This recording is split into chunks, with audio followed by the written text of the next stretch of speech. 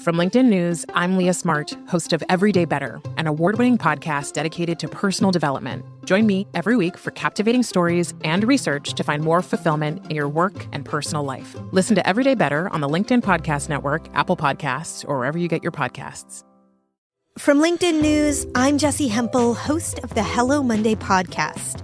Start your week with the Hello Monday podcast. We'll navigate career pivots. We'll learn where happiness fits in. Listen to Hello Monday with me, Jessie Hempel, on the LinkedIn Podcast Network or wherever you get your podcasts. Hello, my friends, and welcome to another exciting episode of Negotiate Anything. This show is produced by the American Negotiation Institute, and with over 5 million downloads and listeners in over 180 countries, listeners just like you have made this the #1 negotiation podcast in the world. Hi, my name is Kwame Christian, and I am the founder and CEO of the American Negotiation Institute.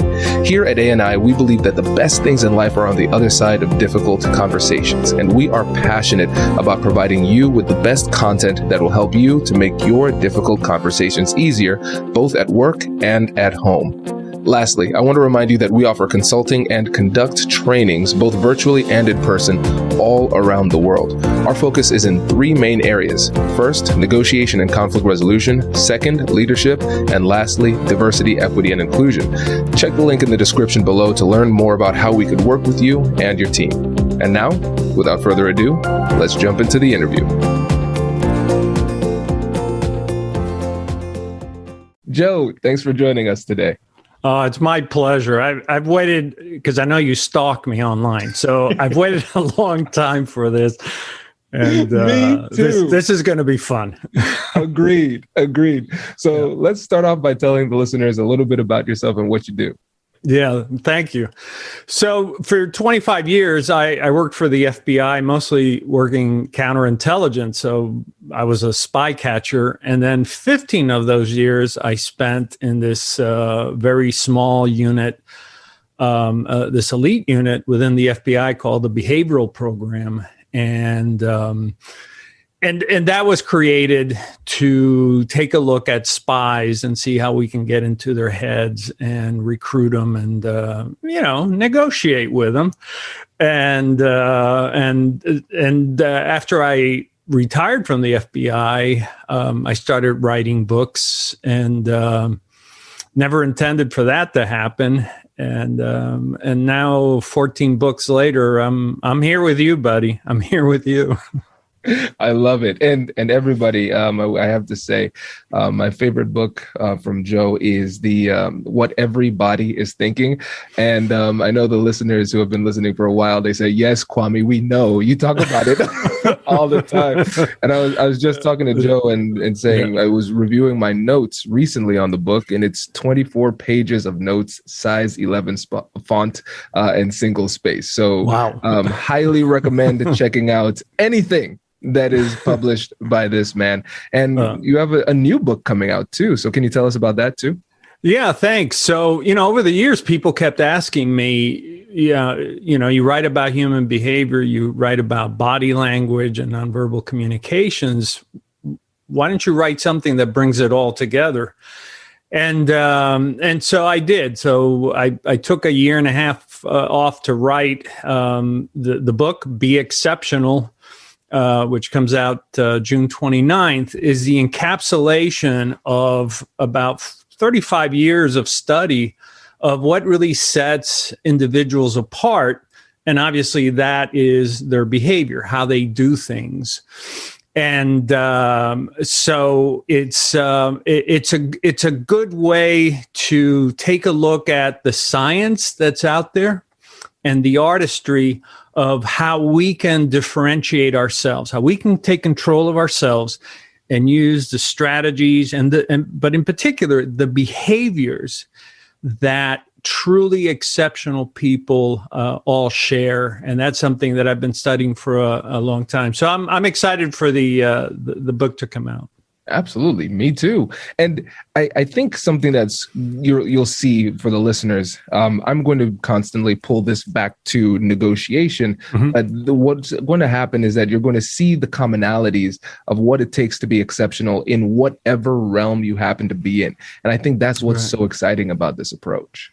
Yeah, I think you're exactly right, because, I think someone said that if you're human, you're negotiating all the time, and I think you're right. I think that no day goes by that we are not parsing something in some way, trying to gain, or not necessarily an advantage, but to work something out. And so much of that has to do with communication. So much of that has to do, we forget good manners is a nonverbal, that talking to someone with kindness is a nonverbal. It's not the words, it's the manner. And so I think a lot of negotiation that we do day in, day out. And, shall I tell them that story? Yes, please do. All right. So I can't say the country, but, people ask me all the time, well, you're teaching, you come out and you teach negotiations and so forth, and your approach is a little different. And I said, it's no different than what you do every day, only the stakes are a little different.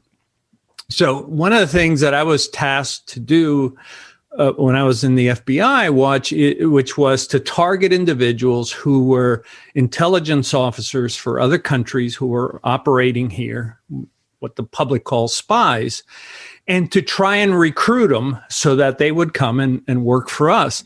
And so a lot of times, I would run into these individuals here and there and sort of make myself known and so forth, but never really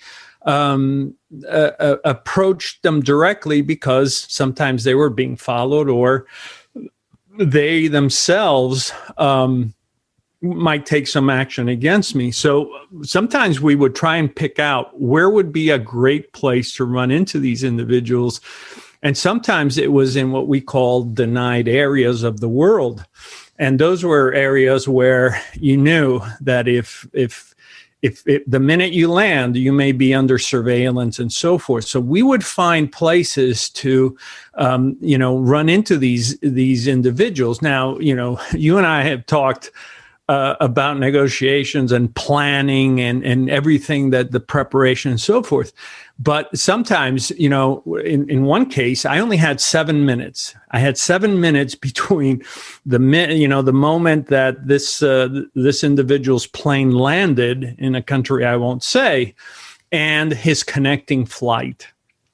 And so I had to figure out, through observation, which is what really a lot of the book is about, is what are his tendencies? How does he walk? Would it be best to just confront him directly, by approaching him from the front, or, as I finally did, by walking up beside him and sort of looking over at him and smiling? And he had this look of surprise, but it's like, I can't even believe you're here, dude. It's like, just keep walking, don't say any word. And meanwhile, I'm just walking like I'm another passenger, and therein begins the negotiations. It was one of these things where I didn't have to say who I was. He knew at that moment, finally, who I was, and, convince him, negotiate that I want to meet with you if you will but tell me, where that might be possible. And the fact that he walked alongside of me, the fact that we never changed the pace, that he didn't confront me or anything. And sure enough, the next time we had that opportunity, he did it in a rather clear way. He knew I was nearby, and rather than take the gum that he was chewing and throwing it in the garbage can, he took the gum and he wrapped it around a piece of paper and he laid it on the edge of the garbage bin, and that set the the meeting for the eventual cooperation with me.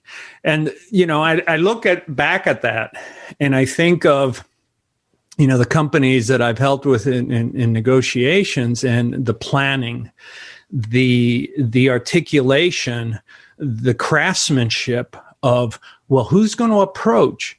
Who will enter the room first? Who will be speaking? When the lead negotiator is speaking, what is everybody else doing? Because, are you just sitting there? Are you going to use your hands to gesture? Are you going to nod in agreement? Or are you going to sit directly in front of the other person in a stare contest, which I don't recommend? And so a lot of similarities. Obviously, we're dealing with nation state actors, but the craftsmanship that you use is the same. Yeah. This is fantastic. And again, what you've done is you've taken what we know about psychology, human interaction, and persuasion, and you've taken it to the next level by understanding human behavior in a way that puts you in a position where you can accomplish your goal, whatever the goal happens to be in that situation. And that's why it's so transferable, because you're using these skills in the highest of stakes interactions, counterintelligence, spies, double agents, and those type of things. But the same psychology applies at the boardroom as well in these business negotiations. Yeah, the same psychology. Keep in mind, a lot of times in negotiations, you're dealing with corporations and they have their own sort of mentality or history, but then you have the history, or what I call the luggage, of individuals. I was in negotiations down in Broward County where these folks, the county and another entity, are in every 3 years, they're in negotiations, and they have so much luggage. And this is where unpacking that and understanding that we have to deal with that emotional luggage, and we have to park it. That the concept of, put the ego aside. Well, that's all said and good, but it's not that easy.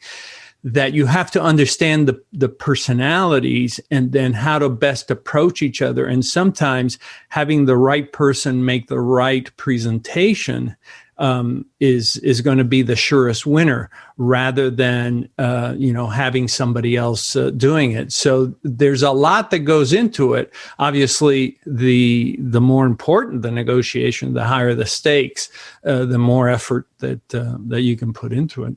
Absolutely. And Joe, in your opinion, what are some of the biggest psychological mistakes that people make during negotiation? Does your company invest in professional development training? If you believe that your team would benefit from a negotiation workshop, all you need to do is go to our website, fill out the workshop request form, and then we'll set up a time to chat. These workshops are completely customizable, and we've done them all around the country. Negotiation and conflict resolution skills are beneficial across all professions, but they're especially useful in procurement, purchasing, sales, sourcing, and contract management. Our calendar is filling up quickly, and we even have some workshops scheduled for next year. If you think you might want one, I'd suggest reaching out soon so you don't miss out. Check out the link in the description to learn more. And now, back to the show.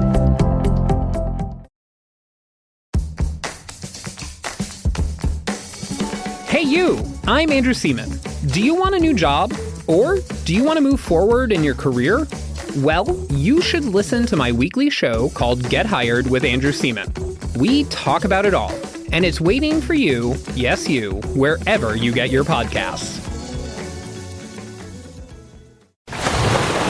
Brace the rudders! Raise the sails! Raise the sails! Captain, an unidentified ship is approaching. Over. Roger. Wait, is that an enterprise sales solution? Reach sales professionals, not professional sailors. With LinkedIn ads, you can target the right people by industry, job title, and more. We'll even give you a $100 credit on your next campaign. Get started today at linkedin.com/marketer. Terms and conditions apply. Oh, I love that question. Thank you. I think the biggest mistake is thinking that little things don't matter. Oh, if I could, if I could, say hello, McFly, every little thing is important. From the moment you walk in, how you set up the meeting, how you greet the staff, saying hello to the security guards, the receptionists, everything else, being attentive to others in the smallest of ways, being polite, shaking hands, being mindful not to elevate emotions. Something so simple, you and I were talking recently about that we can increase face time with each other if we would just angle each other a little bit, because to look at each other straight on is in effect very antagonizing. And the minute that we can just sort of, even if it's just rotating a little in the chair, we can just soften the mood. Turn yielding, making it an art form that, I'm going to let you speak, and I'm going to let you speak fully and completely. And then hopefully you will yield, and then it'll be my turn. And these little things that, I can tell you all the horror stories of people in negotiation, and somebody's, working their phone, or somebody's picking their ear, and you say, no, I can't believe I'm seeing this. And that's because nobody has told them that everything in the theater of negotiations matters. Everything. And, from facial reactions, right? So we often talk about facial reactions, and somebody will throw out a number, and immediately you'll see the wrinkled nose and, the shaking head. And right away, now you've got to deal not just with the possibility of a no, but you're dealing with someone who is demonstrating this, which makes it even more difficult, because now you have to overcome this display and so forth.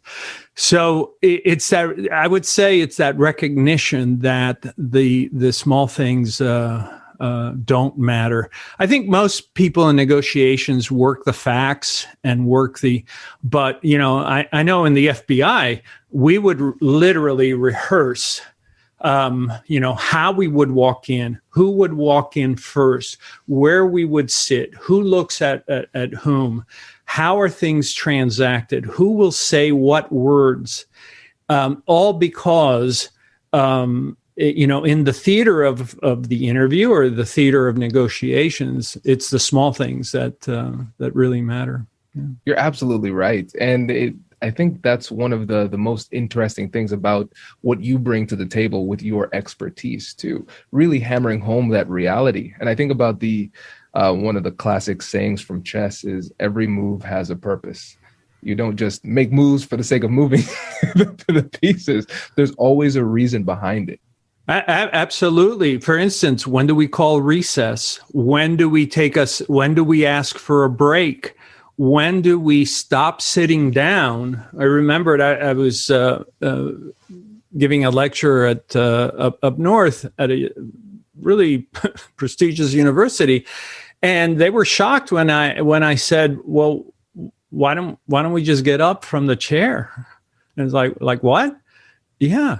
Why do we have to remain sitting? Just get up from the chair. Put the chair in front of you. You still got the conference room there, and decide that you want to stand and talk about what you're passionate about. Why are you talking passionately about something sitting down? And it's how we orchestrate that, the use of the hands to explain, to envelop, to demark that we're talking about one thing, and that we have studied it carefully dynamically, and that we have made a decision of how we're going to proceed. Just those gestures potentiate the message. Can you imagine if I had just said that with my hands on my lap? It would lose its meaning. And yet we know that when you use gestures and you combine it with, for instance, a certain cadence of speech, that people just can't stop but listening to you. And that's a great way to reveal your commitment to what you're saying. So everybody, now you have a reason to follow our YouTube page so you can see Joe explaining with these gestures, because this is going to, maybe it doesn't sound silly, maybe this is the point, but it was almost hypnotic, right? I was so almost invested in what it is that you were saying. It certainly did have a much greater impact when you started to focus on the way that you were gesticulating. Yeah, exactly. And one of the things that I found with exceptional speakers was their use of their hands. I look at Colin Powell, who, is really one of the great speakers out there. He's a great thinker, a thought leader, and obviously a great general and secretary of state. And you look at how he used gestures to really powerfully message. And, throughout history, we have seen great examples of that. And I find too many executives know the numbers, but don't know how to communicate that information powerfully. The fact that I can tell you that, look, this is our best offer, right? So now you're up against a wall. And my thumbs are in a gravity-defying position. This is it. There's no more movement here. I am not vacillating. I'm not in any way going to change my mind. That's it. That puts an end to the back and forth. You've reached that point where, say, guys, ladies and gentlemen, this is it. This is it. And that message of visual as well as vocal becomes much more powerful, and they have to react to it. And it makes so much sense, because when you think about everything as communication, we have our voice as communication, right, our demeanor as communication, our tone, our intonation, our body language, what we're wearing, all of those things are communicating a message.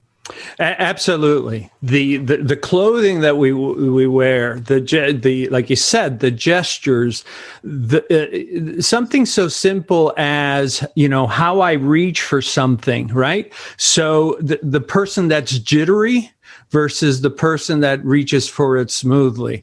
The higher we are, the more competent and confident we are in an organization, the smoother our gestures. The lower we are, the more tentative we are, the more jittery the gesture. So we would literally rehearse. All right, so now we've been at this for 2.5 hours. I'm going to reach for that glass of water, and it's going to be smooth. And I'm going to drink it. Think of how many people have been criticized because they've been seen on the media where they go to grab water and it's shaking. And, I'm not going to name names, but I mean, I've seen Silicon Valley people, I've seen, heads of state doing this, not realizing that behavior is unsettling. And as I said, in the theater of negotiation, everything matters. Everything matters. What I started thinking, Joe, is I'm thinking about humans as animals. And I think it becomes even more interesting if you think about us like animals. So we would watch Animal Planet, National Geographic, those type of things. And we're looking at the mannerisms of the animals and, this means that, this means this. This is a dominance display. And then if you think about us as animals, we are animals biologically speaking. Right. And so we're going to be responding to the same cues that the animals out in the jungle would be as well. On point. We are we are just another species. We are primates, right? And we respond to the alphas. We respond to the hierarchy displays. This is why we dress up. This is why instead of having a big pen in our pockets, we have the Mont Blanc or whatever, because we're sensitive to these things. But we're also sensitive to the gestures that come with higher status. So, the higher status individual can engage in more eye contact. I have seen negotiators walk into a room and they're so daunted by it all that all they do is look straight ahead and never looking around, not realizing that they're limiting their ability to project confidence because they don't take the moment to look around and look at everybody present. And in essence, as we learned in law enforcement, I'm not scared of this room. I am confident in myself. And so just eye gaze behavior, the turn yielding that I spoke of, even for instance, instead of saying, no, Kwame, go ahead, saying, Kwame, go ahead. Let's hear what you have to say. Whoa, I am now, I am now taking charge without you knowing that I'm taking charge. By doing these gestures that are consistent with turn yielding, and yet all of a sudden I'm the invited guest, and now I am, capitalizing on those powerful behaviors. We are, as you said, we are just another species, and we are sensitive to the smallest of things. Yeah. This is brilliant. And so one of the questions that I've gotten before when I was doing trainings, a young woman said, "Well, I'm a lawyer, and I'm in these difficult conversations, these negotiations all the time, right. And I'm usually the youngest in the room, one of the few women in the room, and I am 5 feet tall." And so I'm significantly smaller, physically smaller than the other people in the room. And like you said, Joe, everything has an impact. And so people are going to perceive that size difference. So what can somebody who is smaller do to make it so that the discrepancy in size doesn't create some kind of power dynamic that doesn't work for them? Yeah, I'm glad you asked that question. This is one that I'm often asked, and one of the greatest example that I have is Mary Erdos, who is with J.P. Morgan. When you listen to Mary Erdos, you think she's 6'5". Well, she's probably only about 5'3", 5'4". But it's how she carries herself. And so what I tell people is, yes, there is a height dividend, just as there's a beauty dividend, but we can compensate. And the first thing we can do is compensate by walking in with that presence where nothing and no one is off limits for you to look at, that you talk with confidence, but with a lowered voice. Right. So this is, in the military, I know the Marines do this. They send you out into the field and they say, find your Marine voice and your that gravelly sort of voice. And we had, and in law enforcement, I had to learn that lower voice, because when we're nervous, I don't want people to hear me say, "Stop, you're under arrest," right? That's not going to turn out well for anybody. But you learn to, when you are under stress, that you're going to lower the voice and you say, "Stop right there. Do not move."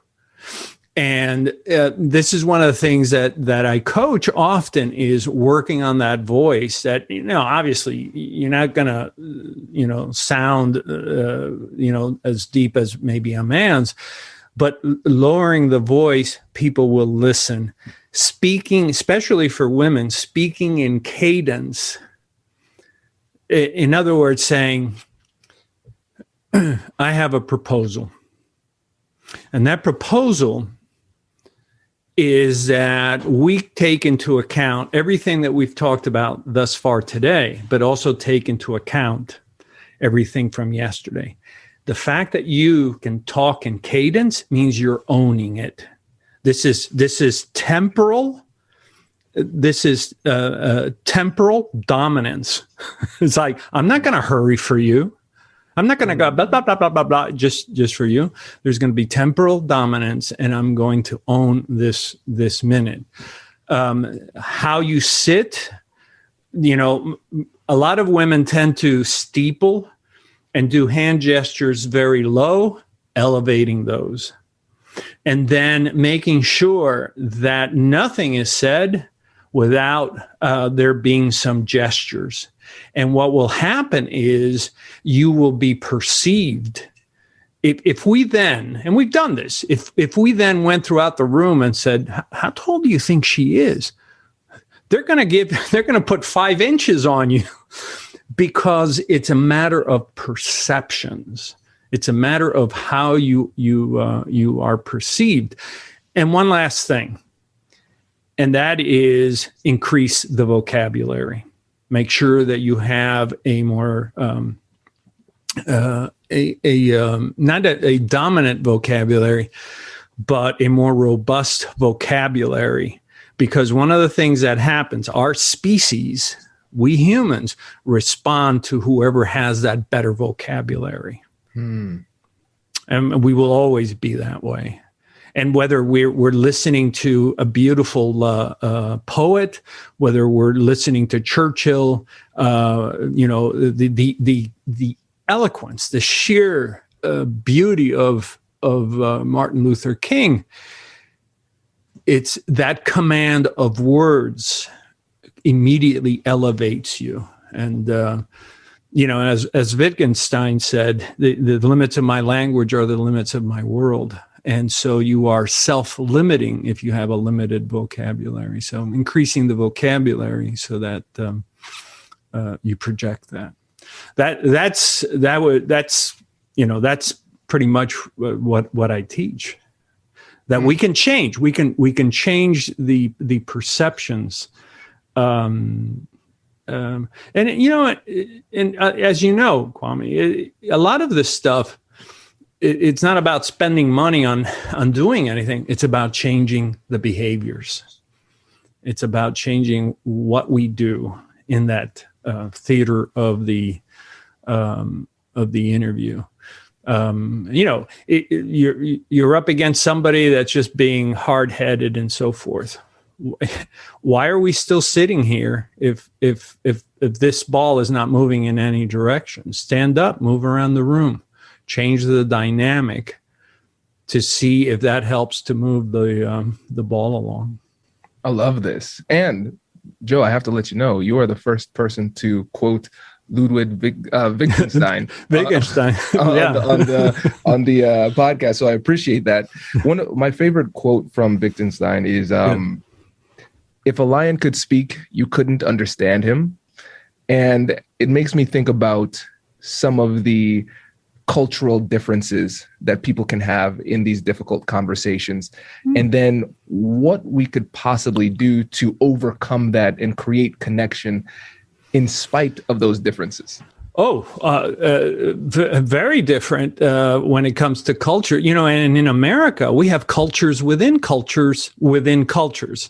You can go from Manhattan to Brooklyn and have, they're using different words, different concepts. You go to the Midwest and the West and so forth.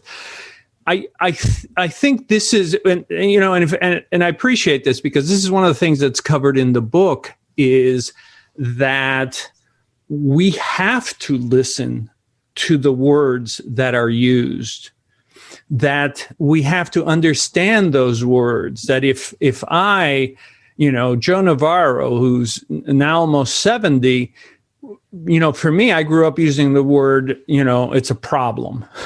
Now people say, well, it's an issue. No, it's a problem. And the fact that you are not receptive to my concept of this, we have to take each other into account and say, where's this? I have negotiated with people in France, in Romania, in the Middle East, in Latin America, and so forth. And we have to have that understanding. And the best thing I have found is, can you explain to me what you mean by this? Because I really want to understand where you're coming from. And I love to front my ignorance. I won't hesitate to let you know how clever I can be, but I don't mind fronting my ignorance and saying, gosh, I've never heard of that. What do you mean? Oh, I see. So, and then what happens is when we get others to explain to us things, they're becoming are cooperators. You're in essence getting them to cooperate with you. It's kind of like, as like Benjamin Franklin asking his enemies to do him a favor. Yes. And then they became best friends. And there's something about the psychology of it where I don't mind saying, when you talk about equities, what do you mean? What do you mean by equities? Is it just what you own or the family? Get them to explain things. And I think, yeah, we do. Well, I think we have two responsibilities. One is to really understand what the other person is saying. When they say, I hate this, let's unpack that. And the second one is that we have to come across at times as very neutral so that we are perceived as someone who is at least reasonable and not obdurate and not contentious. So that's one of our responsibilities also. This is great. This is really great. And one of the things, I want to take this all the way back to the beginning. This was something that you said about the book, Be Exceptional. And you're trying to figure out what sets people apart. And you settled on, of all of the things under the sun, you settled on behaviors. Powerful behaviors that in studying individuals over 4 decades, because I was in this behavioral program in the FBI, that it all came down to behaviors. These individuals had mastery over their own behaviors. They weren't allowing things to get to them. They weren't blowing up and throwing a fit and so forth. Their behaviors were within that realm that others could respect. That doesn't mean they don't have a bad day, but that means that overwhelmingly they had mastery over themselves, that they were able to create an apprenticeship program. No matter how much adversity they faced, they created their own apprenticeship program, whether it was going to the library and reading books or calling people up and talking to them. But they created, people talk about, find your bliss. Well, when Joseph Campbell, the great mythologist, talked about in The Power of Myth, when he talked about finding your bliss, he wasn't saying like sit in a chair and it's going to come to you. He was talking about creating an apprenticeship where you could achieve that. And that takes all the behaviors, focus, dedication, the will and so forth. And then the other behaviors had to do with this other area, which is, in negotiations, you're doing this the whole time, which is observing what are the needs, wants, and desires, but also what are their preferences? Right? You have a negotiations, and all of a sudden you show up, with donuts and coffee, and they only drink diet foods and tea. I've seen people just roll their eyes like, I'm on a diet, buddy. I don't want to eat this. I mean, they literally look at you like, is this it? And can we observe concerns and fears? I was just interviewed yesterday for a magazine article, and they said, now that we're coming back to a lot of us are coming back to work. I said, watch out. This concept of being able to perceive our preferences, you're going to have people that are going to be uncomfortable standing too close. You're going to have people that are going to be uncomfortable shaking hands too soon. You're going to have people uncomfortable because, somebody's wearing a mask and somebody isn't. And we have to take responsibility for that and say, look, if success is measured by our ability to communicate with each other, we've got to create an environment where we have an appreciation for preferences. Because frankly, I don't want somebody standing too close to me. Not right now. And we have to be able to perceive that. And that requires observations. And then the one thing that no negotiator will tell you is what they fear. And yet that's in counterintelligence, that's always what we were looking for. What does this person fear?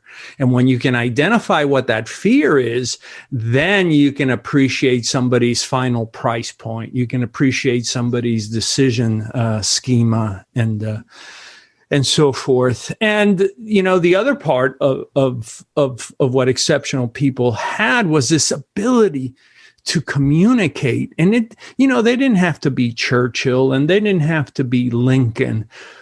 It was just, do they have the ability to comfort and put an arm around you and show you love? There's a crossing guard not 3 blocks from here. And every day those kids go by and give this lady a hug. You're telling me that isn't more powerful than words? Those kids live for that. And so we have to realize that words can only do so much, that we as a species for at least 300 or 400,000 years, communicated non-verbally. We had to communicate silently because we were surrounded by predators. And so we had to move through the savannas, through the jungles quietly, but we had to do it effectively. And that's why nonverbals still dominate. That's why they are so important even in this day and age. And then, of course, exceptional people, they act immediately, but also pro-socially. And you don't realize the effect of that is. But imagine you go to a business and you got to go through security. Then you got to go through receptionist. Then you go through the personal assistant. And finally, you get into the individual's office you want to see. You want to change things around? Meet the person that's important to you at the curbside. If you're a negotiator and you're waiting for them to arrive, right? What message are you setting? I meet them at the curbside, and now we're putting coins in that bank that says, you know what? We have an opposite take. We have we have responsibilities that may not come together, but I value you. And that's why I'm waiting out here, waiting for you. And that changes the negotiations. What are they going to talk about the break? God, that Joe Navarro, he was waiting for us down here. That's really nice. Nobody else does that. These small things, believe me, in counterintelligence, we use these techniques all the time because you've got no other leverage. than to use these little powerful things that your grandmother or maybe a grandfather, threw a ball at you or gave you a piece of candy. And that created this next area, which is the final area of the book, which is the power of creating psychological comfort. And when you have psychological comfort, you can achieve anything, because humans gravitate towards psychological comfort, and whoever provides that is going to win. They're going to win, because our species dislikes the noise, dislikes the animosity, dislikes the tension, and so we gravitate towards that person that provides it, whether or not we realize it or not. We like that in others and those that provide it. And that's what exceptional people taught me, that it's not about how much you earn or anything like that. It's about how you treat others. Joe, this is fantastic. I like I told you before, I've already pre-ordered the book, and I'm so excited for this. And so before you go, when we think about the people in the audience, they're having these difficult conversations with their friends, their colleagues, their family members. Right. They're negotiating high stakes deals. What is one thing that you would suggest that they do to start becoming exceptional at their craft? There's thousands of things that I could say, but if there's one powerful thing, and it's a simple nonverbal, is just simply sit next to them, tilt your head, cant your head slightly, which communicates, I may have an agenda, but I'm being receptive to you, and query. Do a benign query. Tell me about what you're thinking.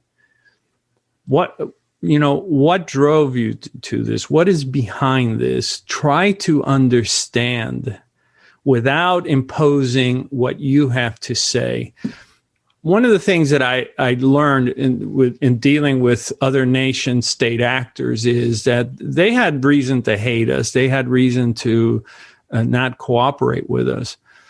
But when I gave them the opportunity to vent or to let me understand their position, and not immediately interpose myself, but to give it time, I found that was a powerful elixir. And of all the things that I could talk about, I think this is one where, we talk about active listening. Active listening, that's fine. That's 1980s stuff. I'm talking about benign curiosity. That benign curiosity is infinitely more powerful, and its effects are so dramatically more demonstrable, because benign curiosity is something that we rarely get, and we treasure that. Wow. I've never heard it described as benign curiosity. I think it's brilliant in its simplicity. And for you, when you think about the term benign curiosity, how are you conceptualizing that? Well, something so simple as I get into a foreign city, and I get in a cab or whatever, and I may ask the person, what is that on the? Oh, that's really cool. I may ask them. I was born overseas, so to me, nobody in Florida was born. It comes from Florida. Everybody in Florida is from somewhere else. So I'm always asking folks, "Where's your family from?" And I always get a positive response. Oh, really? Lebanese? Oh, I love Lebanese food. Best candy in the world. And they just, and open up. But in negotiations, benign curiosity is a demonstrable attempt on my part to understand their position, to understand this is how we value it. Where most people make the mistake is they immediately begin to challenge. No, I don't want to challenge. That will come. I want them to voice how they got to this place. And in doing so, they may also reveal the weaknesses in their argument. Well, we consulted experts and we think that this is where it's the value point, where there's a lot to unpack there. It's like, well, I mean, that's fantastic. So you've been looking at this for years, right? And you've been doing, and the more interested you are in their process, what you're building in psychology, we call this transference and countertransference. We're at a deeper level. We're establishing a connection because I'm not challenging anything they say. I just want to understand as best I can where they're coming from. Now, obviously, some people are going to be stoic and they're not going to reveal very much. And sometimes, some negotiations, they're transactional, and it's like, okay, the car dealer, he's going to hit me up for $1,200 because that's what this model car, on average, they're going to hit you up for. And that doesn't mean I'm not going to try and negotiate. But I want to try to explore as much as I can about them. I want to explore the words that they use. You said that you were troubled by this. What did you mean by troubled by it? Is it like an external? Is it internal? Is it something else? So I use that information to dig deeper, and the more they talk, the greater the connection that there is, as long as, and this is critical, you remain neutral and it's benign curiosity.